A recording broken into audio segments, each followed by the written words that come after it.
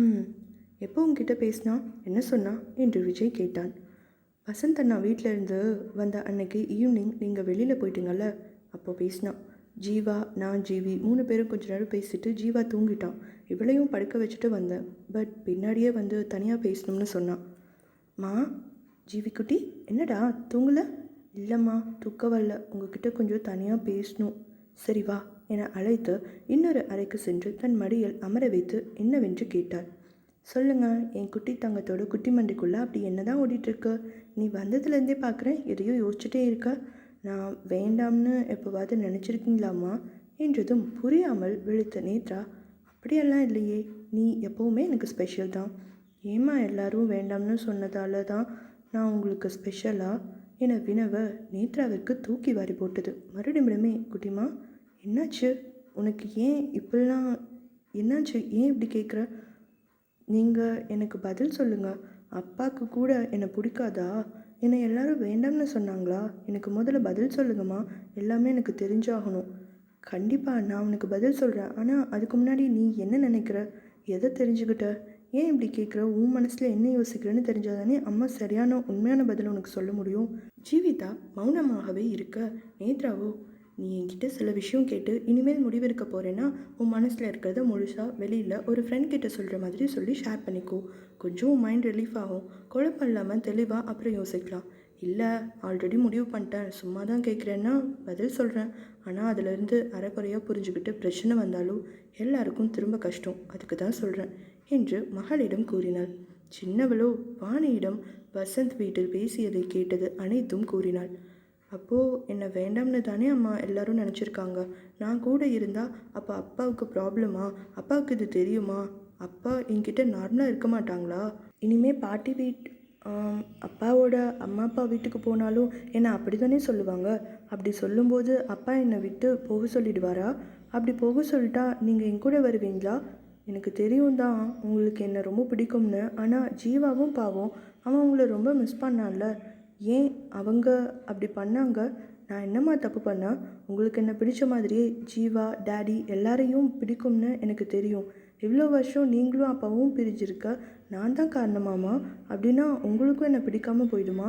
நீங்களும் என்னை வேண்டான்னு சொல்லிடுவீங்களா என தன்னையே வருத்தி கொண்டு அவர் கேட்கும்போது அழுதே விட்டார். நேத்ரா முதலில் அவர் கூறியதை கேட்டு வருந்தி, பின் அவள் கேள்விகளில் அவளின் எண்ண ஓட்டங்களை எண்ணி சிறிது அதிர்ச்சியடைந்தவள் இறுதியாக அவளின் கேள்வியிலும் அழுகையிலும் சுய நினைவிற்கு வந்தாள். தனக்கும் வந்த கண்ணீரை கட்டுப்படுத்தி மகளை தன்னோடு அணைத்து கொண்டாள். ஜீவிக்குட்டி, இல்லடாம்மா, அம்மா எப்பவும் உன்னை விட்டு போக மாட்டேன். இங்கே பாரு, அழக்கூடாது. என் செல்லம் தானே. அம்மா மட்டும் இல்லை, அப்பா, என் ஜீவா, வசந்த் அங்கிள் யாருமே உன்னை எப்பவுமே வெறுத்ததில்லை. அவங்களுக்கு மட்டும் இல்லை, நீ சொல்கிற மாதிரி உங்கள் தாத்தா பாட்டிக்கு அன்றைக்கி நீ பார்த்தியே, அங்கே இருந்த எல்லாருக்குமே உன்னை எப்போவுமே பிடிக்கும். அவங்க யாருமே உன்னை எப்போவுமே வெறுக்க மாட்டாங்க. பயத்தில் உன்னை வேண்டாம்னு அவங்க ஒரு தடவை எமோஷ்னலாக நினச்சிட்டாங்க. அது தப்பு தான். ஆனால் பயம் கோபம் வரும்போது நம்ம கண்ட்ரோலில் இருக்கிறதில்ல. அந்த நேரத்தில் பொறுமையாக யோசித்து முடிவு பண்ணுறதில்ல. அதுதான் எல்லாரும் பண்ணுற பெரிய தப்பே. தாயின் மார்பில் சாய்ந்து தன்னை ஆஸ்வாசப்படுத்தியவள், எப்படிம்மா, ப்ராப்ளம் வந்தால் உடனே வேண்டாம்னு சொல்லுவாங்க. என்னை பிடிக்கலைங்கிறதால தானே வேண்டாம்னு சொல்கிறாங்க. நீங்கள் சும்மா சொல்கிறீங்க, அவங்களுக்கு சப்போர்ட் பண்ணாதீங்க என முகத்தை திருப்பி கொண்டாள். மகளை அள்ளி கொண்டவள், நான் சும்மா சொல்லடா, எல்லாருமே அப்படிதான். உனக்கு எப்படி சொல்கிறது என யோசித்தவள், சரி, மதியம் ஜீவா கிட்டே நீ கத்திட்டு வாங்க மம்மி நம்ம இங்கே இருக்க வேண்டாம் போகலாம்னு சொன்னியே, ஏன் அப்படி சொன்ன? அது நீங்கள் அப்பா எல்லாரும் என்ன தான் சொன்னாலும் ஜீவா கேட்காம பிடிவாதமாக கத்திகிட்டே இருந்தான். அதுவும் இல்லாமல் அவங்க பாட்டி தாத்தான்னு எல்லாருமே பண்ண தப்புக்கு நீங்கள் ஏன் கெஞ்சிட்டு இருக்கணும்? இன்னும் சொன்னால் உங்களுக்கும் தானே அதில் கஷ்டம். அப்படி இருந்தால் அவன் சொன்னால் திரும்ப திரும்ப கத்திக்கிட்டே இருந்தான், அதுதான் அப்படி சொன்னேன். ஸோ அப்போ உனக்கு ஜீவா உன் அப்பா யாரையும் பிடிக்கல, நான் மட்டும் போதுமா? அவங்க பிடிக்கலன்னு சொல்லலம்மா, அவன் தான் புரிஞ்சுக்காமல் உங்ககிட்ட சண்டை போட்டான். உங்களை கோச்சிக்கிட்டதால தான் எனக்கு கோபம். மற்றபடி ஜீவா அப்பாவை 2 பேரையுமே எனக்கு எப்போவுமே பிடிக்குமே. கரெக்டாக இதே மாதிரி தான் அவங்களும் அன்னைக்கு ரியாக்ட் பண்ணியிருக்காங்க. அவங்களுக்கு உன் அப்பாவை தான் தெரியும். அவ்வளோ வருஷம் கூடவே இருந்திருக்காங்க. அவருக்கு ஒரு பிரச்சனைன்னு சொன்னதும் அந்த பிரச்சனை எதனாலன்னு கொஞ்சமாக தள்ளி வைக்கணும்னு பார்த்துருக்காங்க. ஒருவேளை அவங்களால ப்ராப்ளம் வரும்னு சொல்லியிருந்தாலும் அவங்க உன் அப்பாவை விட்டு விலகி தான் போயிருப்பாங்க. அவங்களுக்கு உன்னை வெறுக்கணும் அழிக்கணும்னு ஆசை இல்லைடா. உன் அப்பாவை காப்பாற்றணும், நல்லா இருக்கணும்னு ஆசை. ஸோ உனக்கு பிடிச்ச இந்த அம்மாவுக்கு ஒரு பிரச்சனை வந்தது, நீ ஜீவா மேலே கோபப்பட்டு கத்துன, அவங்கள விட்டுட்டு போகவும் ரெடி ஆகிட்ட. இதே மாதிரி அன்னைக்கு உன் அப்பா விஷயத்துக்கு மட்டும் மனசில் வச்சு அவங்க முடிவு பண்ணிட்டாங்க என கூறவும் ஜீவிதா சற்று அமைதியானாள். நேத்ரா தொடர்ந்து, ஜீவா தான் பிடிவாதமாக கத்திட்டு இருந்தான். உன் அப்பா அவனையும் கன்வின்ஸ் பண்ண தானே பார்த்தாரு. ஆனால் நீ அம்மாவுக்காகன்னு ஜீவா கிட்ட சண்டை போட்டு திரும்ப நம்ம வெளியே போகலாமா, இங்கே வேணாம்னு சொன்னியே. அங்கே நம்மளை வேணும்னு சொன்னால் உன் அப்பா இதை கேட்டு ஃபீல் பண்ணியிருப்பாரு தானே. அதையும் யோசிச்சு பார்த்தியா? அவரும் பாவம் தானே. ஜீவாவுக்கு நம்மளை பிடிக்காமல் இல்லை, இவ்வளோ நாள் விட்டுட்டு போயிட்டோமேனு கோச்சிக்கிட்டான். நம்மக்கிட்ட தானே அவன் கோச்சிக்க முடியும். பாசமாக கோச்சிக்கிறவங்க கொஞ்ச நேரத்துலேயோ கொஞ்ச நாள்லேயோ கண்டிப்பாக சரியாகிடுவாங்க. நம்மளை ரொம்ப மிஸ் பண்ணிடுவாங்க. அப்போது அவங்களே வருவாங்க. ஆனால் அதுக்கு இடமே கொடுக்காம நாமளும் கத்திட்டு பிடிவாதமாக நின்னா எல்லாருக்கும் சண்டை மட்டும்தான் மிஞ்சும். அப்போது அவங்க என்ன வேணாலும் கத்திட்டு இருக்கட்டும், கேட்டுட்டு தப்பே பண்ணாட்டியும் அமைதியாக இருக்கணுமாம்மா. நீங்கள் தானேம்மா சொன்னீங்க செய்யாத தப்பை எப்போவுமே அக்செப்ட் பண்ணக்கூடாது, சாரி சொல்லக்கூடாதுன்னு. ம் ஆனால் அதுக்காக அவசரப்பட்டு முடிவெடுக்கணும்னு சொல்லலையே. அவங்க கோபப்பட்டு கத்துனா நாமளும் கத்தணும்னு என்ன இருக்குது? ஒரு நிமிஷம் யோசிக்கலாம்ல. அவங்க நம்ம வேண்டாம்னு கத்துறாங்களா, இல்லை வேறு பிரச்சனை, கோபம், பயத்தில் அப்படி ரியாக்ட் பண்ணுறாங்களான்னு அப்படி யோசிச்சா நமக்கே தெரிஞ்சிடும். அடுத்து அவங்கள விட்டு போகணுமா, இல்லை பொறுமையாக இருந்து ஆறுதல் சொல்லி அவங்க பிரச்சனையை சால்வ் பண்ண கூட இருக்கணுமான்னு. அதுக்கு இடமே கொடுக்காம எல்லாரும் சண்டை போட்டு பிரிஞ்சு போன பிறகு ஃபீல் பண்ணி என்ன பிரயோஜனம் சொல்லு? அப்போது இனி அவங்க கூட தான் இருக்கணுமா? இனிமே என்னால் தான் ப்ராப்ளம், நான் வேண்டான்னு எப்போவுமே அவங்க அப்படி சொல்ல மாட்டாங்களா? ஒரு வேளை சொல்லிட்டா? நீ ஏன் இவ்வளோ எக்ஸ்ட்ரீமில் அதுவும் நெகட்டிவாக யோசிக்கிற? என் குட்டிமா எப்போவுமே அப்படி இருக்க மாட்டாளே. முடிஞ்ச அளவுக்கு பாசிட்டிவாக நல்லதே நடக்கணும்னு நினச்சிக்கோ. நம்ம ஒரு விஷயத்தை ஆசைப்படுறோம், நம்புகிறோம்னா முழுசாக நம்பணும். இல்லை தப்பு, அது ப்ராப்ளம்னா முழுசாக விலகி வந்துடணும். ரெண்டுமே இல்லாமல் உன்னால் அந்த விஷயத்தை ஜட்ஜ் பண்ணவே முடியலன்னா அதை அப்படியே விட்டு நடக்கிறத வச்சு அப்போ அதை பார்த்துக்கலாம். ஏன் போட்டு குழப்பிட்டு இருக்கணும்?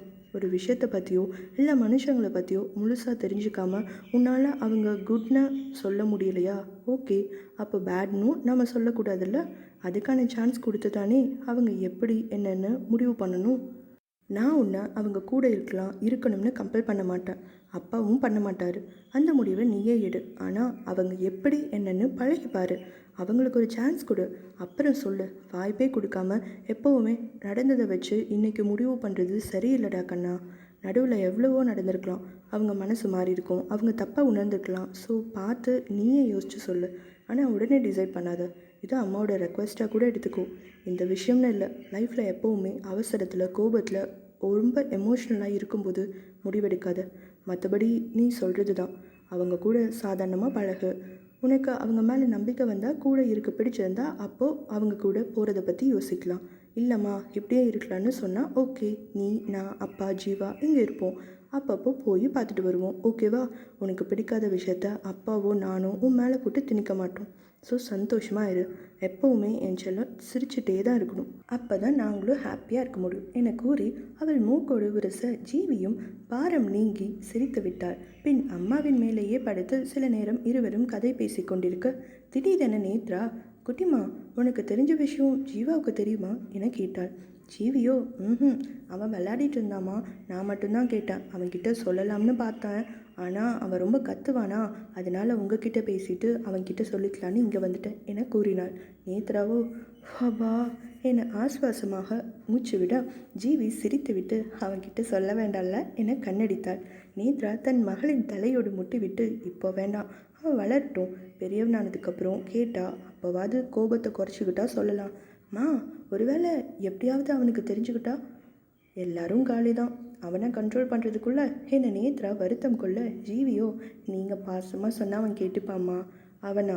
அதான் மதியம் பார்த்துனே, அவன் அப்படியே அவர் மாதிரி உடனே எல்லாத்துக்குமே கோவம் தான். ஆனால் நீ திட்டி சொன்னாலும் ஜீவா கொஞ்சம் அடங்குறான்ல என பெரியவளும் கேட்டாள்.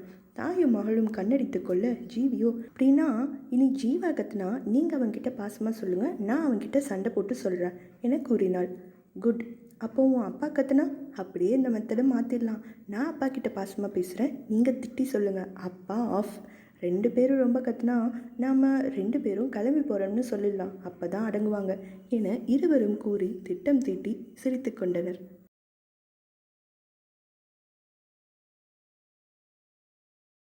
இதை கேட்ட விஜயோ, அம்மாவும் பொண்ணும் எங்களை வச்சு பிளான் போட்டிருக்கீங்க ஃப்ராடுங்களா என அவன் மூக்கை பிடித்து வம்பிழுக்க நித்துவோ சிரிப்புடன் அப்பாவும் பையனும் சொன்ன பேச்சை கேட்கலன்னா இப்படி தான் என கூறினார். அவனும் சிரித்தான். பின் மௌனமாகவே இருக்க நித்துவோ, என்ன சார் ஏதோ பலமாக யோசிக்கிறீங்க போல? எல்லாம் என்னோட ஏஞ்சல்ஸ் உங்களை பற்றி தான். 8 வயசு தான் ஆக போகுது. ஆனால் ஜீவிக்குட்டி எவ்வளோ சமத்தில் சொன்னால் புரிஞ்சுக்கிறா, அழகாக சொன்ன மாதிரியே செய்கிறா, எவ்வளோ பொறுமையாக விஷயத்தை ஹேண்டில் பண்ணியிருக்கா பாரு. அன்னைக்கே விஷயம் தெரிஞ்சதும் ரியாக்ட் பண்ணாமல் கேட்டுட்டு உங்ககிட்ட பேசி அப்புறம் நீ சொன்னதை கேட்டு இப்போ வரைக்கும் பொறுமையாக அவங்களுக்கு ஒரு சான்ஸ் கொடுத்து வெயிட் பண்ணுறாளே, கிரேட்டில். நான் எல்லாம் அவள் வயசில் இப்படின்னு தெரிஞ்சிருந்தா இந்நேரம் எல்லாம் பறந்துருக்கும். என் பொண்ணு இப்படின்னு யோசித்தேன். அதுக்கு ஃபுல் கிரெடிட் என்னோட இந்த பெரிய ஏஞ்சலுக்கு தான். அது சரி, இதில் நான் என்ன பண்ணேன்? என்ன இருந்தாலும் ஜீவிதா அவங்கள ஏற்றுக்க ரெடியாக இருக்கணும், சான்ஸ் கொடுக்கணும். அதை அவள் பண்ணா. வீட்டில் எல்லாரும் அவகிட்ட நல்லபடியாக இருந்தாங்க. அதோட அந்த ஆக்சிடெண்ட்டில் அதில் அவங்களோட ஃபீலிங்ஸ் ஜீவி ரொம்ப நல்லாவே புரிஞ்சுக்கிட்டா. ஸோ இப்போ அப்பப்போ கூட இருக்க ஓகேன்னு சொல்லிட்டா. பட் தெரியல கூடவே இருக்க ஓகே சொல்லுவாளான்னு. கரெக்டாக நித்து, ஆனாலும் அவளுக்கு சரியாக அந்த நேரத்தில் கைட் பண்ண நீ இருந்திருக்கல, அதை தான் சொன்னேன். பொதுவாக குழந்தைங்கள அதட்டி நாம் சொல்கிறது செய்யன்னு சொன்னால் செய்வாங்க. ஆனால் முழு மனசோட இல்லை. திட்டி பதில் சொல்லாமல் விட்டால் அவங்க மைண்ட்குள்ளே அதை எப்படி வேணாலும் எடுத்துப்பாங்க. சில சமயம் அது சரியாகும், சில சமயம் அது ரொம்ப தப்பாகும். அவ்வளோ ஒரு டேஞ்சர். குழந்தைங்க மனசில் நாம் இப்போ பதிய வைக்கிற விஷயங்கள் அவங்களோட பழக்க வழக்கம் தான் லைஃப் லாங்னு எல்லா பேரண்ட்ஸ்க்கும் புரியுது. ஆனால் அதை அந்த குழந்தைங்க மனசார ஏற்றுக்கிற மாதிரி கொடுக்குற வழியை தான் நிறைய பேர் மிஸ் பண்ணிடுறாங்க. ஏன் நானுமே கூட என்ன தான் இப்படி இருக்கணும்னு சொன்னாலும் நான் கோபத்தை குறைக்கல. என்னை பார்த்து பழகிற ஜீவாவும் அதையே தான் ஃபாலோ பண்ணுறான். நம்ம அட்வைஸ் பண்ணால் மட்டும் குழந்தைங்க கேட்குறதில்ல, நம்மளை அவங்க ரொம்ப அப்சர்வ் பண்ணுறாங்க. அவங்களுக்கு சொல்கிறதுக்கு முன்னாடி நாம் அதை செஞ்சாலே போதும், நம்மளை பார்த்தே அவங்க சூப்பராக கற்றுக்குறாங்க. இப்போது ஜீவி உன்னை பார்த்து கற்றுக்கிட்ட மாதிரி நீ பொறுமையாக ஒரு விஷயத்தை யோசிச்சு தான் முடிவு பண்ணுற. எதுக்கு ரியாக்ட் பண்ணணுமோ அதுக்கு அளவாக பண்ணுற. அந்த நம்பிக்கை, தைரியம், தெளிவு இதெல்லாம் அப்படியே ஜீவிக்கிட்ட நான் பார்த்தேன். முதல் தடவை அவளை பார்க்கும்போதே அதனால தானோ என்னவோ ரொம்ப அட்டாச்மெண்ட். ஜீவி ஓரளவுக்கு புரிஞ்சுக்கிட்டாலும் கண்டிப்பாக அவங்க கூடவே இருக்க ஓகே சொல்ல மாட்டா என இறுதியாக விஜய் கூறவும் அவனை நித்தி கேள்வியோடு பார்த்தாள். அதை நானும் பண்ண மாட்டேன், ஜீவியும் பண்ண மாட்டாள். ஏன்னா அவளுக்கு மன்னிக்கிற குணம் இருந்தாலும் அவள் அம்மா மேலே பாசமும் இருக்குது. நீ சொல்லு, உன்னால் அவங்க மேலே கோபம் இல்லாமல் மனசார ஏற்றுக்க முடியுமா என்றும் கேட்டான். மெல்லிய புன்னகையுடன் கூறினாள், கண்டிப்பாக இன்னமும் கோபம் இருக்குது விஜய். இந்த ஆக்சிடெண்ட் நடந்து ஜீவி உங்களை காப்பாற்ற போனதால் அவள் டைம் இப்போ பெருசாக தெரில. எனக்கு அடிபட்டதால் இப்போ என் நேரமும் முக்கியமாக படலை. அதுக்கு முன்னாடி வரைக்கும் அவங்க மனசில் அந்த பயம் இருந்துகிட்டே தானே இருந்தது. அதனால தான் ஜீவி அவங்க கூட அவங்க தனியாக அனுப்பவும் கூட இல்லை. அவளே அதை கேட்டால் தெரியுமா, ஏம்மா பாட்டி வீட்டுக்கு போனால் அப்பா கூட என்னை வெளியில் போகவே பாட்டி விட மாட்டேங்கிறாங்க, என்னை நல்லா தானே பார்த்துக்குறாங்க, ஆனாலும் ஏன்னு இப்படியா இன்னொன்று நினைக்கிறாங்கன்னு தோணுச்சு. ஆனால் குழந்தைகிட்ட என்ன சொல்கிறது, உன் கூட அவங்க இருக்கிறதுக்கு ரொம்ப ஆசைப்பட்றாங்க, அதனால தானே சொல்லி சமாளிச்சிட்டேன். அவளும் நம்பிட்டு அதை சந்தோஷமாக எடுத்துக்கிட்டா. அது இந்த ஆக்சிடெண்ட் விஷயத்துக்கு அப்புறம் உண்மை ஆகிடுச்சு. அவள் கூட இருக்கத்தான் அவங்களே ஆசைப்பட்றாங்க. ஆனால் ஒருவேளை இந்த ஆக்சிடெண்ட் நடக்காமல் இருந்திருந்தா இன்னும் அதே மாதிரி தான் அவங்க நினச்சிருப்பாங்க. அதுதான் ஒரு சின்ன வருத்தம். உங்களை ஜீவிதா காப்பாற்ற போகாமல் இருந்திருந்தா இந்நேரம் அவங்க மைண்ட் செட் பழைய மாதிரி தானே இருந்திருக்கும். இன்னும் அதே மாதிரி சொசைட்டியில் இப்படி திங்க் பண்ணுறவங்க இருக்காங்க தான். எல்லாருக்கும் அந்த ஜாதகம் ஜோசியத்தை தாண்டி அவங்க நம்ம மேலே பாசமாக தான் இருக்காங்கன்னு காட்டுறதுக்கு இந்த ஆக்சிடெண்ட் மாதிரி ஒரு சான்ஸ் கிடைக்காதா என்ன? அப்படி கிடைக்க அவங்க பாசத்தை ப்ரூவ் பண்ணாலும் ஒருவேளை அதில் அவங்க உயிரே போயிடுச்சுன்னா எல்லாமே முடிஞ்சதுக்கப்புறமா உட்காந்து அழுவாங்களா? அப்போ எல்லாமே சரியாகிடுமா? ஒரு வேளை இவங்க பிரிஞ்சிருந்தா 100% அவங்க லைஃப் நல்லா இருக்குன்னு சொல்லியிருந்தாலாவது இவங்க இவ்வளோ ஃபீல் பண்ணதில் ஒரு நியாயம் இருக்கும். யாருமே சந்தோஷமாக இல்லாத ஒரு தீர்வு. இவங்க இஷ்டப்படி ஜாதகத்தில் சொன்ன மாதிரி பிரிஞ்சதால் அவங்க கூட அதில் சந்தோஷமாக இல்லை. நம்ம இஷ்டப்படி உணர்வுகளுக்கு மதிப்பு கொடுத்து நம்மளையும் முடிவெடுக்க விடலை. எதுவுமே தெளிவாக தெரியாத போது எதுக்கு இப்படி ஒரு முடிவெடுத்தாங்க? அதனால் எவ்வளோ வருஷம், எவ்வளோ கஷ்டம், பிரச்சனை. இதில் ஏதாவது ஒரு விஷயம், ஒரு பேச்சுக்கு நெகட்டிவாக நினச்சி பாருங்கள். ஜீவா ஒரு எக்ஸ்ட்ரீமில் திங்க் பண்ணி அவன் அம்மாங்கிற உறவையே வெறுத்திருந்தா, இல்லை ஜீவி உங்களை, நம்ம ஃபேமிலியை இவ்வளோ நாள் இவங்க எங்கே போனாங்கன்னு கேட்டு வேண்டாம்னு ஒதுக்கியே விட்டுருந்தா, வீட்டை விட்டு போன எனக்கும் ஜீவிக்கும் ஏதாவது நடந்திருந்தா? ஏய் நித்து, ஏன் இப்படி பேசுகிற? என்னை விஜய் சற்று பதறினான். இல்லை விஜய், இதில் ஏதாவது ஒன்று மாதிரி நடந்திருந்தாலும் இன்றைக்கி நாம் இப்படி இங்கே இருந்திருக்க முடியாதே, திரும்பி பார்த்துருக்க கூட முடியாது. எல்லாத்துக்கும் மேலே ஒரு வேளை நீங்கள் இங்கே வராமல் இருந்திருந்தா என அவள் கூறும்போதே அவள் கைகள் நடுங்க அவளை நெஞ்சோடு அணைத்து கொண்டான். அவளை ஆஸ்வாசப்படுத்தினான். அப்போவும் இவங்க இப்போது ஜீவியை ஏற்றுக்கிட்ட மாதிரி ஏற்றுக்கிட்டு இருந்திருப்பாங்களா? நீங்கள் இல்லாத ஒரு வாழ்க்கையை என்னால் நினச்சி கூட பார்க்க முடியல.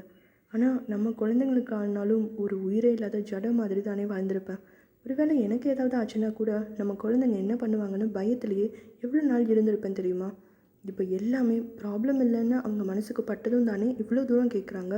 அதுதான் அந்த வருத்தம், கோபம் எனக்கு இன்னும் போகலை.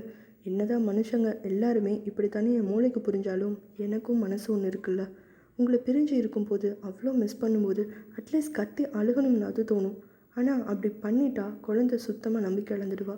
நானும் தான் என்ன பிரச்சனை நடந்தது, ஏன் இப்படி ஆச்சுன்னு கேள்வியே இல்லாத பதிலும் இல்லாத ஒரு வாழ்க்கை. எல்லாமே கண்ட்ரோல் பண்ணி அடக்கி வச்சு வச்சு பைத்தியமே கூட ஆகியிருப்பேன். உங்களோட நினப்பு நம்பிக்கை மட்டும்தான் என்னை இவ்வளோ காலம் தாக்கு பிடிச்சி வச்சது. என்னை கூறும்போது அவனது இதயத்தை தொட்டது அவளது கண்ணீர். அவனுக்கும் கண்கள் கசிய, இங்கே பாரு, இனி அந்த மாதிரியெல்லாம் எதுவும் எப்போவுமே நடக்காது. இதுவே ஃபஸ்ட் அண்ட் லாஸ்ட். எவ்வளோ ஃபீல் பண்ணணுமோ இங்கேயே முடிச்சிடு, கொட்டிடு. ஏன் என்னால் திரும்ப நீ இவ்வளோ ஃபீல் பண்ணுறதை பார்க்க முடியாது என்றவன் அவளது இதழை இதழோடு அணைத்தான். நித்து பதற்றமாக, ஏங்க இவ்வளோ தூரம் கேட்குறல்ல, என்னாச்சு ஜீவாக்கு திடீர்னு எப்படி காய்ச்சல் வந்தது? நித்துமா, இதென்ன வம்பா இருக்குது? காய்ச்சல் என்ன கால் லெட்டர் வாங்கிட்டா வரும்? அவன் ஏதாவது சும்மா இருக்க மாட்டோமா தண்ணியில் விளையாடி இருப்பான். நம்ம 2 பேருமே இல்லை, வீட்டில் நல்லா செல்லம் ஐஸ்கிரீமாக சாப்பிட்ருப்பான். சாதாரண காய்ச்சல் தானே சொல்லியிருக்காங்க, நீ ஏன் இவ்வளோ பதற? வசந்த் வாணி கூட, நேத்ரா நீ பயப்படுற அளவுக்கு எதுவும் இல்லைம்மா, இன்னும் கொஞ்சம் நேரத்தில் ஊருக்கே போயிடுவோம், நீ கொஞ்சம் ரிலாக்ஸாக இரு. சாதாரண காய்ச்சலுக்கு ஏன் என்கிட்ட பேசக்கூட இல்லை? என்னமோ எல்லாரும் என்கிட்ட இருந்து எதையோ மறைக்கிறீங்க. வசந்தோ, இது நாங்களா? அது எப்படி சொல்கிற? நாங்கள் என்ன பண்ணோம்? இதோ இவர் முகத்தை பார்த்து தான் சொல்கிறேன், ஃப்ராடு, முழிக்கிறத பாரு என விஜயை பார்த்து கத்தினாள். விஜயோ, ஹேய், நான் பாட்டுக்கு ட்ரைவ் பண்ணிகிட்டு இருக்கேன், என்ன எதுக்கு நீ வம்புழுக்கிற? உன் பையன் ஏதாவது பண்ணியிருப்பான், நீங்கள் சும்மா அவனை சொல்லாதீங்க, அவன் நான் சொன்னால் கேட்டுப்பான். இந்த ஃப்ராடு வேலை உங்ககிட்ட இருந்து தான் வந்திருக்கும். ஏய் டேய், நீ வேற ஏண்டா என வசந்த் கத்தினான். வசந்த் தொடர்ந்து, கொஞ்சம் சும்மா தான் வாயேண்டா கத்திக்கிட்டே, மூஞ்ச தான் கொஞ்சம் நார்மலாக வையேன், எல்லாம் உன்னால தான். அவங்க ஃபோன் பண்ணும்போது நீ நேத்ரா கிட்ட கொடுத்து பேச சொல்லியிருக்கலாம்ல. அப்புறம் டாக்டர் கிட்ட போயிட்டாங்க, தூங்க போயிட்டாங்க, ரீஸ்னா சொன்னால் அவள் வேற என்ன பண்ணுவா பாவம் என விஜயை திட்டவும் நேத்ரா சற்று அமைதியாகினாள். சரி விடுங்க அண்ணா, வீட்டுக்கு போயிடுவோம்ல, நேரில் போய் பார்த்துக்கலாம் என்றாள். வாணியோ மெதுவாக, ஏங்க அண்ணா நார்மலாக தானே இருக்காரு, இப்போ எதுக்கு நீங்கள் அவரை திட்டுறீங்க? வசந்தோ, அவன் நார்மலாக தான் முகத்தை வச்சுருக்கான், ஆனாலும் உன் ஃப்ரெண்டு தெளிவாக கண்டுபிடிக்கிறாளே ஏதோ இவன் மறைக்கிறான்னு. இப்போ நான் இவனை திட்டலை, நேத்ரா நம்மளை திட்டியே ஒரு வழி பண்ணிடுவா, உண்மையும் வாங்கிடுவா. என்ன பண்ணாலும் அவளுக்கு அவள் விஜயை திட்டினா தாங்க முடியாது என கூறி இருவரும் சிரித்தனர். வாணியோ, ஓ அதான் மேடம் உடனே அமைதியாயிட்டாங்களா எனவும் விஜயும் இதை புரிந்து கொண்டு சிரித்தான். மகனை பற்றி எண்ணிக்கொண்டே இருந்தவள் இவர்கள் மூவரும் சிரிப்பதை கவனிக்காமல் வெளியே வேடிக்கை பார்த்து கொண்டே பதட்டமாக வந்தாள். நள்ளிரவில் வீட்டை அடைந்ததும் வேகமாக கதவை திறக்க, ஹாப்பி பர்த்டே என அனைவரும் கத்தினர். அவள் அதிர்ச்சியில் நிற்க, ஜீவா ஜீவிதா இருவரும் ஓடி வந்து அவளிடம் ஹாப்பி பர்த்டே மம்மி என கூறவும் அவள் அப்போதுதான் நிம்மதியாக மூச்சு விட்டாள். சற்று நேரம் கழித்து அவள் எதுவும் கூறாமல் இருக்க அனைவரும், நாங்கள் எவ்வளவோ சொல்லியும் இந்த சிறுசுங்க தாண்டாமா கேட்கவே இல்லை என பெரியவர்கள் ஜகா வாங்கிவிட்டனர். வசந்த் வாணி, கீதா, சுரேஷ், குமார், சுதா அனைவரும், நீ பயந்துடுவேன்னு சொல்லியும் இதுதான் பிளான்னு சொல்லிட்டாங்க நேத்ரா, நாங்கள் மட்டும் என்ன பண்ணுறது என அவர்களும் கலந்து கொள்ள, ஜீவா விஜய் இருவரையும் முறைத்தவள் அமைதியாக அறைக்குள் சென்று விட்டாள். ஜீவாவோ, டாடி என்ன அம்மா எதுவுமே பேசல, தப்பிச்சிட்டோமா? விஜயோ, செம்மையாக மாட்டிக்கிட்டோண்டா என்றவன் அனைவரையும் பார்த்துவிட்டு, உங்களெல்லாம் என்னை கத்த ஆரம்பிக்க எல்லோரும், முதல்ல அவகிட்ட பேசு, சாரி சொல்லு, சமாதானப்படுத்து, போ போ என ஆளாளுக்கு ஒவ்வொன்றாக கூற அவனுக்கும் ஐயோ வென்றிருந்தது. இறுதியாக ஜீவாவும், ஆமாப்பா போங்க என்றான். என்னது போகவா? நீயும் வாடா, என்னை மட்டும் மாட்டிவிட பார்க்குறியா? ஹஸ்பண்ட் ஒய்ஃப் பேசும்போது தேர்ட் பர்சன் உள்ளே வரக்கூடாது, அது மேனர்ஸ் இல்லைன்னு அத்தை சொல்லியிருக்காங்கப்பா, ஸோ நீங்கள் போய் பேசுங்க, நான் அப்புறம் அம்மா கிட்ட பேசிக்கிறேன் என அவன் கூறிய விளக்கத்தில் அனைவரும் தங்களுக்குள் சிரிக்க, வேறு வழியின்றி உள்ளே சென்றவன் அவள் முன் மண்டியிட்டு, நித்து சாரிடா, உன் பர்த்டே, ஸோ சர்ப்ரைஸ் கொடுக்கலான்னு தான்.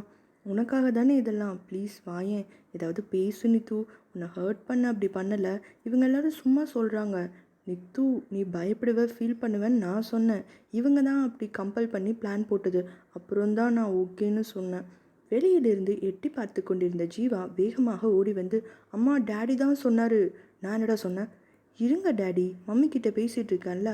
அம்மா, மம்மிக்கு எது எல்லாம் பிடிக்கும்னு கேட்டேன்னா இந்த டேடி தான் சொன்னார், மம்மிக்கு ஷாக் சர்ப்ரைஸ் கொடுத்தா ரொம்ப பிடிக்கும்னு. வெறும் சர்ப்ரைஸ் மட்டும் சொல்லியிருந்தா இவ்வளோ ப்ராப்ளம் இல்லைல்லம்மா. டேய் அதுக்கு நானா இப்படி ஐடியா கொடுத்தேன், நீ தானடா சொன்ன. நித்து இவனை நம்பாத, அடிபட்டுருச்சுன்னு சொல்லி உன்னை வர வைக்க தான் பிளான். ஆனால் நான் தான் என்னை நித்து ரொம்ப பயப்படுவா, ஸோ சின்னதாக லைட்டாக சொல்லலான்னு சொன்னேன். அப்புறம் தான் பேசி ஒரு முடிவு பண்ணி காய்ச்சலோடு விட்டாங்க. இல்லாட்டி ஆனால் அந்த டைமில் பண்ணணும், யார் என்னென்ன சொல்லணும்னு ஸ்கிரிப்டை எல்லாம் டேடி தாம்மா பண்ணார். என்னை இருவரும் மாட்டி விட்டு கொள்ள நித்து இருவரின் காதையும் பிடித்து திருகினாள். ஐயோ என இருவரும் கத்த, உங்கள் 2 பேருக்கும் என்னை பார்த்தா எப்படி தெரியுது என அவளும் கத்தினாள். இதை வெளியிலிருந்து பார்த்து அனைவரும் வந்த இடம் தெரியாமல் சிதறி ஓடினர். ஜீவி மட்டும் வயிற்றை பிடித்து கொண்டு உள்ளே வந்து சேரில் அமர்ந்து சிரித்து கொண்டிருந்தாள். கடுப்பான ஜீவா, அப்பா ஜீவி சிரிக்கிறா என புகார் செய்தான். விஜயோ, ஜீவி குட்டி என்னடா இது, அப்பா இப்படி மாட்டிக்கிட்டு இருக்கும்போது நீ இந்த மாதிரி சிரிக்கலாமா? ஜீவியோ, அது ஒன்றும் இல்லைப்பா, என் அம்மா கிட்ட பேசக்கூடாது, பிளான் பற்றி சொல்லக்கூடாதுன்னு எல்லாரும் சொன்னீங்க. ஆனால் நான் அப்போவே சொன்னேன்ல, நீங்களே எல்லாரும் போய் மாட்டிக்குவீங்கன்னு. அதுதான் இப்போ அதை நினச்சா எனக்கு சிரிப்பாக வருது. ஓ, நீங்கள் எல்லாரும் பண்ணுற ஃப்ராடு வேலைக்கு தான் அவளையும் கூட்டு சேர்த்துட்டு இருக்கீங்களா? இதுக்கு தான் அவகிட்டையும் என்னை நேற்றுலேருந்து பேசவில்லையா என விஜய் காதை நன்றாக அழுத்த விஜய், நித்து நித்து வலிக்குது, ப்ளீஸ் ப்ளீஸ் ப்ளீஸ் என கத்தினான். இவளும் இருவரையும் விட்டுவிட விஜய் ஜீவா இருவரும் முறைத்து கொண்டு எதிரெதிரே நின்றனர். கொஞ்சமாவது தோண வேணாம், எது இதில் விளையாடுறதுன்னு இல்லை, இத்தனை வருஷம் கழித்து இப்போ தான் பார்த்துருக்கேன், எவ்வளோ பயப்படுவேன்னு தெரிய வேணாம். அவன் சொன்னான், உங்களுக்கு எங்கே போச்சு புத்தி? விஜயோ, எல்லாருமே சொல்லும்போது நான் ஏன் என்னன்னு இது பண்ண முடியும் என அவன் பாவமாக கேட்டான். ஜீவிதாவோ, நீங்கள் அம்மா கிட்ட மட்டும் தனியாக சொல்லியிருக்கலாம்ல, நீ தெரிஞ்ச மாதிரி காட்டிக்காத, இது சர்ப்ரைஸ்க்காகன்னு அம்மா கிட்ட சொல்லி கூட்டிகிட்டு வந்திருந்தா அம்மா அவ்வளோ பயந்துருக்க மாட்டாங்க தானே. அதோட அப்பா, இங்கே எல்லாருமே ஒரு வேளை அம்மா பயங்கரமாக டென்ஷன் ஆகிட்டா அது உங்கள் பிளான்னு சொல்லிடலான்னு பேசி வச்சுட்டாங்க என அவள் எடுத்து கூறினாள். விஜயோ, அது வந்து நான், ஆமாம் நீ ஏன் இதை என்கிட்ட முன்னாடியே சொல்ல என அவன் திணறி விழித்தான். ஜீவிதாவோ சிரித்துக்கொண்டே, இதை சொல்லத்தான் திரும்பவும் கூப்பிட்டேன், ஆனால் நீங்கள் குட்டிமா வீட்டுக்கு வர வரைக்கும் நீ சொல்லக்கூடாது, அம்மா கிட்ட பேசக்கூடாது, என்கிட்டையும் பேசாத, பேசினா உன் அம்மா பிளானை கண்டுபிடிச்சிடுவான்னு சொல்லி பிளானை காப்பாற்றி இப்படி நீங்கள் மாட்டிக்கலிங்கப்பா என அவள் மீண்டும் சிரிக்க நித்து தலையில் அடித்து கொண்டு, எப்போ தான் நீங்கள் ஒருத்தர் சொல்கிறத காது கொடுத்து கேட்க போகிறீங்களோ எனக்கு தெரில விஜய் என அவள் அமைதியாக இருந்தாள். அவளே எழுந்து வந்து அவன் காதை தேய்த்து விட்டவள், ரொம்ப வலிக்குதா என கேட்டதும் அவன் பதில் கூறும் முன் ஜீவா வேகமாக இடித்து கொண்டு வந்து, ஆமாம் மம்மி ரொம்ப என அவன் காதை காட்ட நித்துவும் சிரித்துவிட்டு அவனை தூக்கி கொண்டு தேய்த்துவிட கடுப்பானவன், டேய் ஃப்ராடு, அவள் என்கிட்ட தானே கேட்டா, நீ எதுக்கு இப்போ மட்டும் உள்ளே வர? எனக்கு நல்லா தெரியும், அவள் உன் காதை பிடிச்சாலே தவிர அழுத்திருக்கவே மாட்டா, வாங்குறதெல்லாம் நான், ஆனால் நீ என அவன் முடிக்கும் முன் ஜீவா அம்மாவின் தோளில் முகம் பிடித்து, பாருங்க மம்மி டேடி திட்டாரு, உங்கள் பர்த்டேக்காக தானே இவ்வளவும் என பாவமாக சாய்ந்து கொள்ள, அதன் பின்னும் அவளால் மகனிடம் கடுமையாக இருக்க முடியுமா என்ன? சரிடா கண்ணா, அப்பா திட்டமாட்டாரு, நான் சொல்லிடுறேன் வா என அணைத்து கொண்டு வெளியே எடுத்து சென்றாள்.